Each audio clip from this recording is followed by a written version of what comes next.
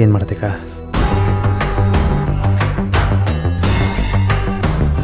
Hello uncle, ನಾನು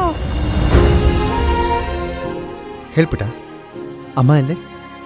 ನನಗೆ ಜ್ವರ, ಮೈಯೆಲ್ಲ ಸುಡ್ತಾ ಇದೆ, ಸುಸ್ತಾಗ್ತಾ ಇದೆ, ನಿಂತ್ಕೊಳ್ಳಕ್ಕೂ ಆಗ್ತಾ ಇಲ್ಲ.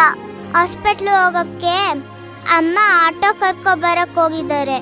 ನೀವು ಬರ್ತೀರಾ ಅಂಕಲ್? ಸರಿ ಪುಟ್ಟ, ಒಂದು 5 ನಿಮಿಷಕ್ಕಲ್ಲಿ ಇರ್ತೀನಿ. ಅಕಸ್ಮಾತ್ ಅಮ್ಮ ಆಟೋ ತರ್ತಾ ಇದ್ರೆ ನಾನು ಬರ್ತಾ ಇದ್ದೀನಿ ಅಂತ ಹೇಳು.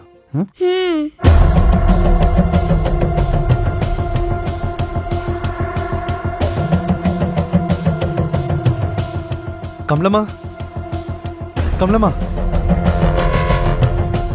ಕಮ್.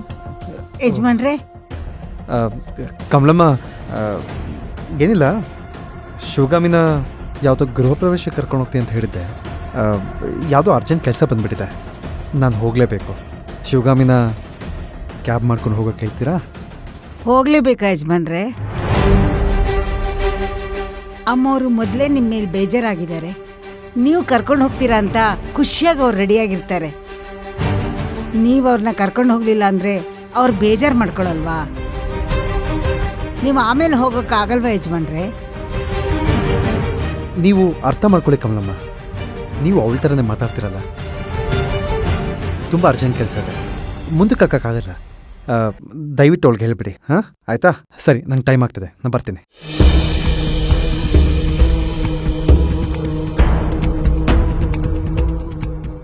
ಯಾಕೆ ಯಜಮಾನ್ರು ಈ ನಡುವೆ ವಿಚಿತ್ರವಾಗಿ ಆಡ್ತಾ ಇದ್ದಾರೆ? ಒಂದು ಅರ್ಥನೇ ಆಗ್ತಿಲ್ವಲ್ಲ.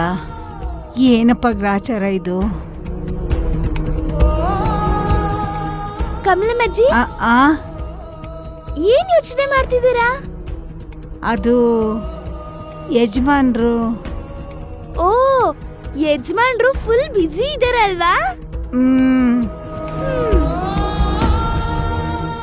ಯಾವ್ದೋ ಅರ್ಜೆಂಟ್ ಕೆಲ್ಸ ಬಂತು ಅಂತ ಹೋದ್ರಾ? ಹೌದು. ಇದೆಲ್ಲ ನಿಂಗೆ ಹೇಗೆ ಗೊತ್ತು? ನಂಗೆಲ್ಲ ಗೊತ್ತು.